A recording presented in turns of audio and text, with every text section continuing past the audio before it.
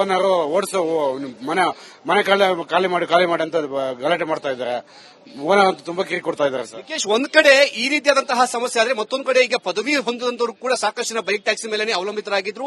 ಇವರು ಕೂಡ ನನ್ನ ಜೊತೆಗಿದ್ದಾರೆ. ಸರ್, ತಾವು ಡಿಗ್ರಿ ಮಾಡಿದಂತ ಹೇಳ್ತಾ ಇದ್ರಿ ಸರ್, ಡಿಗ್ರಿ ಆದ್ಮೇಲೆ ಯಾಕೆ ಕೆಲಸ ಸಿಗ್ಲಿಲ್ಲ? ಈ ಕೆಲಸ ನಿಮ್ಗೆ ಎಷ್ಟು ಅನುಕೂಲ ಆಗಿದೆ ಸರ್? ನಾವು ಅಷ್ಟೊಂದು ನಾವು ಓದಿದ ಟೈಮಲ್ಲಿ ನಾವು ಅಷ್ಟೊಂದು ಕಮ್ಯುನಿಕೇಶನ್ ಸ್ಕಿಲ್ಸ್ ಇಲ್ಲ. ಆದ್ರಿಂದ ನಾವು ಸ್ವಲ್ಪ ಟ್ರಾನ್ಸ್ಪೋರ್ಟ್ ಡಿಪಾರ್ಟ್ಮೆಂಟ್ ನಾವು ಕೆಲಸ ಮಾಡ್ತಿದ್ವಿ ಮುಂಚೆ. ಈಗ ನಾವು ಒಟ್ಟಿಗೆ ನಿಕೇಶ್, ಈಗಾಗಲೇ ಈ ಪ್ರತಿಭಟನೆ ಮಾಡ್ತಿರೋದನ್ನು ಕೂಡ ಈಗ ವಶಕ್ಕೆ ಪಡೆಯುವಂತಹ ಕೆಲಸ ಕೂಡ ಈಗ ಪೊಲೀಸರು ಮಾಡ್ತಾ ಇದ್ದಾರೆ. ಅಂದ್ರೆ ಪ್ರತಿಭಟನೆ ಮಾಡೋದಕ್ಕೆ ಅವಕಾಶ ಇಲ್ಲದಿರುವಂತಹ ಕಾರಣಕ್ಕಾಗಿ ಯಾರು ಈಗ ತಾನೇ ಈಗ ಮೌನವಾಗಿ ಪ್ರತಿಭಟನೆ ಮಾಡ್ತಾ ಇದ್ರು ಅವರೆಲ್ಲರನ್ನೂ ಕೂಡ ಪೊಲೀಸರು ವಶಕ್ಕೆ ಪಡೆದು ಠಾಣೆಗೆ ಕರೆದುಕೊಂಡು ಹೋಗುವಂತಹ ಕೆಲಸ ಕೂಡ ಮಾಡ್ತಿದ್ದಾರೆ. ಯಾಕೆ ಪ್ರತಿಭಟನೆ ಮಾಡಬೇಡಿ ಅಂತ ಹೇಳಿ ಅವರಿಗೆ ಎಚ್ಚರಿಕೆ ಕೊಡುವಂತಹ ಕೆಲಸ ಕೂಡ ಈಗ ಪೊಲೀಸರು ಮಾಡ್ತಿದ್ದಾರೆ. ಫ್ರೀಡಂ ಪಾರ್ಕ್ ನಲ್ಲಿ ಅನುಮತಿ ಇಲ್ಲದಿರುವಂತಹ ಕಾರಣಕ್ಕಾಗಿ ಫ್ರೀಡಂ ಪಾರ್ಕ್ ಅಕ್ಕಪಕ್ಕದಲ್ಲಿರುವಂತಹ ಜಾಗದಲ್ಲೇ ಬೈಕ್ ಟ್ಯಾಕ್ಸಿ ಚಾಲಕರೆಲ್ಲರೂ ಕೂಡ ಪ್ರತಿಭಟನೆ ಮಾಡೋಕೆ ಮುಂದಾಗಿದ್ರು. ಆದ್ರೆ ಈಗ ಪೊಲೀಸರು ಇಲ್ಲಿ ಪ್ರತಿಭಟನೆ ಮಾಡೋಕೆ ಅವಕಾಶ ಇಲ್ಲ, ಎಲ್ಲರೂ ಕೂಡ ಹೋಗಿ ಅಂತ ಹೇಳಿ ಅವರನ್ನ ಕಳಿಸುವಂತಹ ಕೆಲಸ ಕೂಡ ಮಾಡ್ತಿರುವಂತದ್ದು. ಈಗಾಗಲೇ ನಾವು ಸಾಕಷ್ಟು ಜನ ಹೇಳ್ತಾ ಇದ್ರು, ಬೈಕ್ ಟ್ಯಾಕ್ಸಿ ಸ್ಟಾಪ್ ಆದ್ಮೇಲೆ ಮನೆ ಬಾಡಿಗೆ ಕಟ್ಟೋದಕ್ಕೂ ಕೂಡ ಆಗ್ತಾ ಇಲ್ಲ, ಮಕ್ಕಳ ಫೀಸ್ ಕಟ್ಟೋಕ್ಕೂ ಕೂಡ ಆಗ್ತಿಲ್ಲ ಅಂತ ಹೇಳ್ಬಿಟ್ಟು ಸಾಕಷ್ಟು ಜನ ಅವರ ಒಂದು ಅಳಲನ್ನು ಕೂಡ ತೋಡ್ಕೊಂತಾ ಇದ್ರು. ಸರ್ಕಾರಕ್ಕೆ ಈಗಾಗಲೇ ಹೈಕೋರ್ಟ್ ಕೂಡ ಒಂದು ನಿರ್ದೇಶನ ಕೊಟ್ಟಿದೆ, ಒಂದು ಗೈಡ್ಲೈನ್ಸ್ ಅನ್ನು ರೂಪಿಸಿ ಬೈಕ್ ಟ್ಯಾಕ್ಸಿ ಸಂಬಂಧಪಟ್ಟಂಗೆ ಅಂತ ಹೇಳಿ ನಿರ್ದೇಶನ ಕೊಟ್ಟರು ಕೂಡ ಸಾರಿಗೆ ಇಲಾಖೆ ಮಾತ್ರ ಇದುವರೆಗೂ ಯಾವುದೇ ರೀತಿಯಂತಹ ಕ್ರಮಗಳನ್ನ ತೆಗೆದುಕೊಂಡು ಸರ್, ನಮ್ಗೆ ತುಂಬಾ ಕಷ್ಟ ಆಗ್ತಾ ಇದೆ ಸರ್. ನಾನು ಹೆಂಡತಿ ಮಕ್ಕಳು ಎಲ್ಲ ಸಾಕ್ತಾ ಇದೀನಿ ಸರ್. ನಾನು ತುಂಬಾ ಕಷ್ಟ ಆಗಿದ್ದೀನಿ ಸರ್. ನಾನು ಡೈಲಿ ಮಾಡ್ತಾ ಇದ್ದೀನಿ ರ್ಯಾಪಿಡೋ ನಂಬ್ಕೊಂಡು. ನಾನು 5 ವರ್ಷದಿಂದ ಮಾಡ್ತಾ ಇದ್ದೀನಿ ಸರ್. ನನ್ಗೆ 3 ಮಕ್ಕಳು ಇದಾರೆ, ಫೀಸ್ ಕಟ್ಟಬೇಕು, ರೆಂಟ್ ಕಟ್ಟಬೇಕು, ನಾನು ಫೀಸ್ ಕಟ್ಟಬೇಕು, ಮತ್ತೆ ಗಾಡಿ EMI ಕಟ್ಟಬೇಕು, ನನ್ನ ತಂದೆ ತಾಯಿ ಸಾಕ್ಬೇಕು.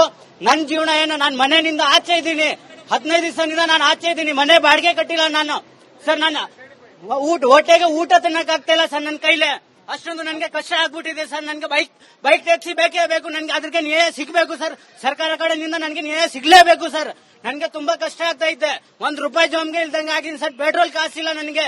ನಾನು ಇವತ್ತು ಬಂದಿರೋ ಈ ಜಾಗಕ್ಕೆ ನಾನು ನಡ್ಕೊಂಡು ಬಂದಿದ್ದೀನಿ ಸರ್. ನನ್ನ ಹತ್ರ ₹1 ಕಾಸಿಲ್ಲ ಸರ್. ಇಲ್ಲಿ ನನಗೆ ಬೈಕ್ ಟ್ಯಾಕ್ಸಿಗೆ ನ್ಯಾಯ ಬೇಕೇ ಬೇಕು ಸರ್ಕಾರ ಕಡೆಯಿಂದ. ನನಗೆ ನಾನು ಅಷ್ಟೇ ಕೇಳ್ಕೊಂತ ಇದ್ದೀನಿ ಸರ್. ನನ್ನ ಹೆಸರು ಸಂಜಯ್ ಅಂತ ಅಷ್ಟೇ ಸರ್. ಸೊ ನಿಕೇಶ್ಗೆ ಎಲ್ಲರೂ ಕೂಡ ತಮ್ಮ ಆಕ್ರೋಶ ಹೊರಹಾಕುವಂತಹ ಕೆಲಸ ಕೂಡ ಮಾಡ್ತಿದ್ದಾರೆ. ಈಗ ಪೊಲೀಸರು ಇವರನ್ನ ಚದುರಿಸುವಂತಹ ಕೆಲಸ ಕೂಡ ಮಾಡ್ತಿರುವಂತದ್ದು. ಯಾಕಂದ್ರೆ ಹೈಕೋರ್ಟ್ ಒಂದು ಆದೇಶ ಕೂಡ ಇದೆ, ಫ್ರೀಡಂ ಪಾರ್ಕ್ ಅಲ್ಲಿ ಪ್ರತಿಭಟನೆ ಮಾಡಬೇಕಂತ ಹೇಳ್ಬಿಟ್ಟು. ಆದ್ರೆ ಫ್ರೀಡಂ ಪಾರ್ಕ್ ನಲ್ಲಿ ಪ್ರತಿಭಟನೆ ಮಾಡೋದಕ್ಕೆ ಅನುಮತಿ ಇಲ್ಲದಿರುವಂತಹ ಕಾರಣಕ್ಕಾಗಿ ಇವರೆಲ್ಲರೂ ಕೂಡ ಅಕ್ಕಪಕ್ಕದ ರಸ್ತೆಯಲ್ಲಿ ಪ್ರತಿಭಟನೆ ಮಾಡ್ತಾ ಇದ್ರು. ಈಗ ಅವರನ್ನ ಚದುರಿಸುವಂತಹ ಕೆಲಸ ಕೂಡ ಸದ್ಯಕ್ಕೆ ಮಾಡಲಾಗ್ತಾ ಇದೆ. ಈಗ ಬೈಕ್ ಟ್ಯಾಕ್ಸಿ ಚಾಲಕರೆಲ್ಲರೂ ಕೂಡ ತಮಗೆ ವಾಪಸ್ ಟ್ಯಾಕ್ಸಿ ಓಡಿಸೋದಕ್ಕೆ ಅನುಮತಿ ಕೊಡಬೇಕು ಅನ್ನೋ ಒಂದು ಹಕ್ಕತ್ವವನ್ನು ಮಾಡ್ತಿರುವಂತದ್ದು. ಈಗ ಓನರ್ ಓಡಿಸೋ ಮನೆ ಖಾಲಿ ಮಾಡಿ ಅಂತ ಗಲಾಟೆ ಮಾಡ್ತಾ ಇದ್ದಾರೆ. ಓನರ್ ಅಂತ ತುಂಬಾ ಕಿರಿ ಕೊಡ್ತಾ ಇದ್ದಾರೆ ಸರ್. ವಿಕೇಶ್, ಒಂದ್ ಕಡೆ ಈ ರೀತಿಯಾದಂತಹ ಸಮಸ್ಯೆ ಆದ್ರೆ ಮತ್ತೊಂದು ಕಡೆ ಈಗ ಪದವಿ ಹೊಂದಿದಂತವರು ಕೂಡ ಸಾಕಷ್ಟು ಜನ ಬೈಕ್ ಟ್ಯಾಕ್ಸಿ ಮೇಲೆ ಅವಲಂಬಿತರಾಗಿದ್ರು. ಇವರು ಕೂಡ ನನ್ನ ಜೊತೆಗಿದ್ದಾರೆ. ಸರ್, ತಾವು ಡಿಗ್ರಿ ಮಾಡಿದಂತ ಹೇಳ್ತಾ ಇದ್ರಿ ಸರ್, ಡಿಗ್ರಿ ಆದ್ಮೇಲೆ ಯಾಕೆ ಕೆಲಸ ಸಿಗ್ಲಿಲ್ಲ? ಈ ಕೆಲಸ ನಿಮ್ಗೆ ಎಷ್ಟು ಅನುಕೂಲ ಆಗಿದೆ ಸರ್? ನಾವು ಅಷ್ಟೊಂದು ನಾವು ಓದಿದ ಟೈಮಲ್ಲಿ ನಾವು ಅಷ್ಟೊಂದು ಕಮ್ಯುನಿಕೇಶನ್ ಸ್ಕಿಲ್ಸ್ ಇಲ್ಲ. ಆದ್ರಿಂದ ನಾವು ಸ್ವಲ್ಪ ಟ್ರಾನ್ಸ್ಪೋರ್ಟ್ ಡಿಪಾರ್ಟ್ಮೆಂಟ್ ನಾವು ಕೆಲಸ ಮಾಡ್ತಿದ್ವಿ ಮುಂಚೆ. ಈಗ ನಾವು ಒಟ್ಟಿಗೆ ನಿಕೇಶ್, ಈಗಾಗಲೇ ಈ ಪ್ರತಿಭಟನೆ ಮಾಡ್ತಿರೋದನ್ನು ಕೂಡ ಈಗ ವಶಕ್ಕೆ ಪಡೆಯುವಂತಹ ಕೆಲಸ ಕೂಡ ಈಗ ಪೊಲೀಸರು ಮಾಡ್ತಾ ಇದ್ದಾರೆ. ಅಂದ್ರೆ ಪ್ರತಿಭಟನೆ ಮಾಡೋದಕ್ಕೆ ಅವಕಾಶ ಇಲ್ಲದಿರುವಂತಹ ಕಾರಣಕ್ಕಾಗಿ ಯಾರು ಈಗ ತಾನೇ ಈಗ ಮೌನವಾಗಿ ಪ್ರತಿಭಟನೆ ಮಾಡ್ತಾ ಇದ್ರು ಅವರೆಲ್ಲರನ್ನೂ ಕೂಡ ಪೊಲೀಸರು ವಶಕ್ಕೆ ಪಡೆದು ಠಾಣೆಗೆ ಕರೆದುಕೊಂಡು ಹೋಗುವಂತಹ ಕೆಲಸ ಕೂಡ ಮಾಡ್ತಿದ್ದಾರೆ. ಯಾಕೆ ಪ್ರತಿಭಟನೆ ಮಾಡಬೇಡಿ ಅಂತ ಹೇಳಿ ಅವರಿಗೆ ಎಚ್ಚರಿಕೆ ಕೊಡುವಂತಹ ಕೆಲಸ ಕೂಡ ಈಗ ಪೊಲೀಸರು ಮಾಡ್ತಿದ್ದಾರೆ. ಫ್ರೀಡಂ ಪಾರ್ಕ್ ನಲ್ಲಿ ಅನುಮತಿ ಇಲ್ಲದಿರುವಂತಹ ಕಾರಣಕ್ಕಾಗಿ ಫ್ರೀಡಂ ಪಾರ್ಕ್ ಅಕ್ಕಪಕ್ಕದಲ್ಲಿರುವಂತಹ ಜಾಗದಲ್ಲೇ ಬೈಕ್ ಟ್ಯಾಕ್ಸಿ ಚಾಲಕರೆಲ್ಲರೂ ಕೂಡ ಪ್ರತಿಭಟನೆ ಮಾಡೋಕೆ ಮುಂದಾಗಿದ್ರು. ಆದ್ರೆ ಈಗ ಪೊಲೀಸರು ಇಲ್ಲಿ ಪ್ರತಿಭಟನೆ ಮಾಡೋಕೆ ಅವಕಾಶ ಇಲ್ಲ, ಎಲ್ಲರೂ ಕೂಡ ಹೋಗಿ ಅಂತ ಹೇಳಿ ಅವರನ್ನ ಕಳಿಸುವಂತಹ ಕೆಲಸ ಕೂಡ ಮಾಡ್ತಿರುವಂತದ್ದು. ಈಗಾಗಲೇ ನಾವು ಸಾಕಷ್ಟು ಜನ ಹೇಳ್ತಾ ಇದ್ರು, ಬೈಕ್ ಟ್ಯಾಕ್ಸಿ ಸ್ಟಾಪ್ ಆದ್ಮೇಲೆ ಮನೆ ಬಾಡಿಗೆ ಕಟ್ಟೋದಕ್ಕೂ ಕೂಡ ಆಗ್ತಾ ಇಲ್ಲ, ಮಕ್ಕಳ ಫೀಸ್ ಕಟ್ಟೋಕ್ಕೂ ಕೂಡ ಆಗ್ತಿಲ್ಲ ಅಂತ ಹೇಳ್ಬಿಟ್ಟು ಸಾಕಷ್ಟು ಜನ ಅವರ ಒಂದು ಅಳಲನ್ನು ಕೂಡ ತೋಡ್ಕೊಂತಾ ಇದ್ರು.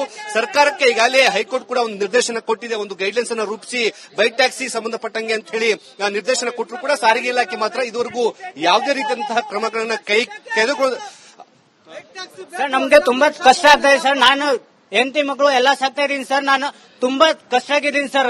ನಾನು ಡೈಲಿ ಮಾಡ್ತಾ ಇದ್ದೀನಿ ರ್ಯಾಪಿಡೋ ನಂಬ್ಕೊಂಡು. ನಾನು 5 ವರ್ಷದಿಂದ ಮಾಡ್ತಾ ಇದ್ದೀನಿ ಸರ್. ನನ್ಗೆ 3 ಮಕ್ಕಳು ಇದಾರೆ, ಫೀಸ್ ಕಟ್ಟಬೇಕು, ರೆಂಟ್ ಕಟ್ಟಬೇಕು, ನಾನು ಫೀಸ್ ಕಟ್ಟಬೇಕು, ಮತ್ತೆ ಗಾಡಿ EMI ಕಟ್ಟಬೇಕು, ನನ್ನ ತಂದೆ ತಾಯಿ ಸಾಕ್ಬೇಕು. ನನ್ನ ಜೀವನ ಏನು? ನಾನು ಮನೆಯಿಂದ ಆಚೆ ಇದ್ದೀನಿ, 15 ದಿವಸದಿಂದ ನಾನು ಆಚೆ ಇದ್ದೀನಿ, ಮನೆ ಬಾಡಿಗೆ ಕಟ್ಟಿಲ್ಲ ನಾನು ಸರ್. ನಾನು ಹೊಟ್ಟೆಗೆ ಊಟ ತಿನ್ನಕ್ ಆಗ್ತಾ ಇಲ್ಲ ಸರ್ ನನ್ನ ಕೈಲೇ. ಅಷ್ಟೊಂದು ನನಗೆ ಕಷ್ಟ ಆಗ್ಬಿಟ್ಟಿದೆ ಸರ್. ನನಗೆ ಬೈಕ್ ಟ್ಯಾಕ್ಸಿ ಬೇಕೇ ಬೇಕು. ನನಗೆ ಅದಕ್ಕೆ ನ್ಯಾಯ ಸಿಗಬೇಕು ಸರ್. ಸರ್ಕಾರ ಕಡೆಯಿಂದ ನನಗೆ ನ್ಯಾಯ ಸಿಗ್ಲೇಬೇಕು ಸರ್. ನನಗೆ ತುಂಬಾ ಕಷ್ಟ ಆಗ್ತಾ ಇದೆ. ₹1 ಜೋಮ್ಗೆ ಇಲ್ದಂಗೆ ಆಗಿದ್ದೀನಿ ಸರ್. ಪೆಟ್ರೋಲ್ ಕಾಸಿಲ್ಲ ನನಗೆ. ನಾನು ಇವತ್ತು ಬಂದಿರೋ ಈ ಜಾಗಕ್ಕೆ ನಾನು ನಡ್ಕೊಂಡು ಬಂದಿದ್ದೀನಿ ಸರ್. ನನ್ನ ಹತ್ರ ₹1 ಕಾಸಿಲ್ಲ ಸರ್. ಇಲ್ಲಿ ನನಗೆ ಬೈಕ್ ಟ್ಯಾಕ್ಸಿಗೆ ನ್ಯಾಯ ಬೇಕೇ ಬೇಕು ಸರ್ಕಾರ ಕಡೆಯಿಂದ. ನನಗೆ ನಾನು ಅಷ್ಟೇ ಕೇಳ್ಕೊಂತ ಇದ್ದೀನಿ ಸರ್. ನನ್ನ ಹೆಸರು ಸಂಜಯ್ ಅಂತ ಅಷ್ಟೇ ಸರ್. ಸೊ ನಿಕೇಶ್ಗೆ ಎಲ್ಲರೂ ಕೂಡ ತಮ್ಮ ಆಕ್ರೋಶ ಹೊರಹಾಕುವಂತಹ ಕೆಲಸ ಕೂಡ ಮಾಡ್ತಿದ್ದಾರೆ. ಈಗ ಪೊಲೀಸರು ಇವರನ್ನ ಚದುರಿಸುವಂತಹ ಕೆಲಸ ಕೂಡ ಮಾಡ್ತಿರುವಂತದ್ದು. ಯಾಕಂದ್ರೆ ಹೈಕೋರ್ಟ್ ಒಂದು ಆದೇಶ ಕೂಡ ಇದೆ ಫ್ರೀಡಂ ಪಾರ್ಕ್ ಅಲ್ಲಿ ಪ್ರತಿಭಟನೆ ಮಾಡಬೇಕಂತ ಹೇಳ್ಬಿಟ್ಟು. ಆದ್ರೆ ಫ್ರೀಡಂ ಪಾರ್ಕ್ ನಲ್ಲಿ ಪ್ರತಿಭಟನೆ ಮಾಡೋದಕ್ಕೆ ಅನುಮತಿ ಇಲ್ಲದಿರುವಂತಹ ಕಾರಣಕ್ಕಾಗಿ ಇವರೆಲ್ಲರೂ ಕೂಡ ಅಕ್ಕಪಕ್ಕದ ರಸ್ತೆಯಲ್ಲಿ ಪ್ರತಿಭಟನೆ ಮಾಡ್ತಾ ಇದ್ರು. ಈಗ ಅವರನ್ನ ಚದುರಿಸುವಂತಹ ಕೆಲಸ ಕೂಡ ಸದ್ಯಕ್ಕೆ ಮಾಡಲಾಗ್ತಾ ಇದೆ. ಈಗ ಬೈಕ್ ಟ್ಯಾಕ್ಸಿ ಚಾಲಕರೆಲ್ಲರೂ ಕೂಡ ತಮಗೆ ವಾಪಸ್ ಟ್ಯಾಕ್ಸಿ ಓಡಿಸೋದಕ್ಕೆ ಅನುಮತಿ ಕೊಡಬೇಕು ಅನ್ನೋ ಒಂದು ಹಕ್ಕತ್ವವನ್ನ ಮಾಡ್ತಿರುವಂತದ್ದು. ಈಗ ಓನರ್ ಓಡಿಸೋ ಮನೆ ಖಾಲಿ ಮಾಡಿ ಅಂತ ಗಲಾಟೆ ಮಾಡ್ತಾ ಇದ್ದಾರೆ. ಓನರ್ ಅಂತೂ ತುಂಬಾ ಕಿರಿಕ್ ಕೊಡ್ತಾ ಇದ್ದಾರೆ ಸರ್. ನಿಕೇಶ್, ಒಂದ್ ಕಡೆ ಈ ರೀತಿಯಾದಂತಹ ಸಮಸ್ಯೆ ಆದ್ರೆ ಮತ್ತೊಂದು ಕಡೆ ಈಗ ಪದವಿ ಹೊಂದಿದಂತವರು ಕೂಡ ಸಾಕಷ್ಟು ಜನ ಬೈಕ್ ಟ್ಯಾಕ್ಸಿ ಮೇಲೆ ಅವಲಂಬಿತರಾಗಿದ್ರು. ಇವರು ಕೂಡ ನನ್ನ ಜೊತೆಗಿದ್ದಾರೆ. ಸರ್, ತಾವು ಡಿಗ್ರಿ ಮಾಡಿದಂತ ಹೇಳ್ತಾ ಇದ್ರಿ ಸರ್.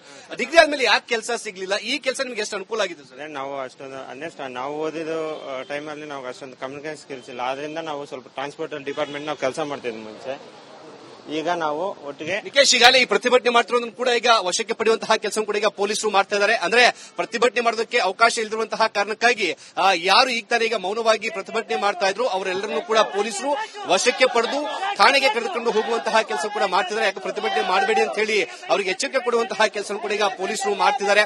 ಫ್ರೀಡಂ ಪಾರ್ಕ್ ನಲ್ಲಿ ಅನುಮತಿ ಇಲ್ಲದಿರುವಂತಹ ಕಾರಣಕ್ಕಾಗಿ ಫ್ರೀಡಂ ಪಾರ್ಕ್ ಅಕ್ಕಪಕ್ಕದಲ್ಲಿರುವಂತಹ ಜಾಗದಲ್ಲೇ ಬೈಕ್ ಟ್ಯಾಕ್ಸಿ ಚಾಲಕರೆಲ್ಲರೂ ಕೂಡ ಪ್ರತಿಭಟನೆ ಮಾಡೋಕೆ ಮುಂದಾಗಿದ್ರು. ಆದ್ರೆ ಈಗ ಪೊಲೀಸರು ಇಲ್ಲಿ ಪ್ರತಿಭಟನೆ ಮಾಡೋಕೆ ಅವಕಾಶ ಇಲ್ಲ, ಎಲ್ಲರೂ ಕೂಡ ಹೋಗಿ ಅಂತ ಹೇಳಿ ಅವರನ್ನ ಕಳಿಸುವಂತಹ ಕೆಲಸ ಕೂಡ ಮಾಡ್ತಿರುವಂತದ್ದು. ಈಗಾಗಲೇ ನಾವು ಸಾಕಷ್ಟು ಜನ ಹೇಳ್ತಾ ಇದ್ರು ಬೈಕ್ ಟ್ಯಾಕ್ಸಿ ಸ್ಟಾಪ್ ಆದ್ಮೇಲೆ ಮನೆ ಬಾಡಿಗೆ ಕಟ್ಟೋದಕ್ಕೂ ಕೂಡ ಆಗ್ತಾ ಇಲ್ಲ, ಮಕ್ಕಳ ಫೀಸ್ ಕಟ್ಟೋಕ್ಕೂ ಕೂಡ ಆಗ್ತಿಲ್ಲ ಅಂತ ಹೇಳ್ಬಿಟ್ಟು ಸಾಕಷ್ಟು ಜನ ಅವರ ಒಂದು ಅಳಲನ್ನು ಕೂಡ ತೋಡ್ಕೊಂತಾ ಇದ್ರು.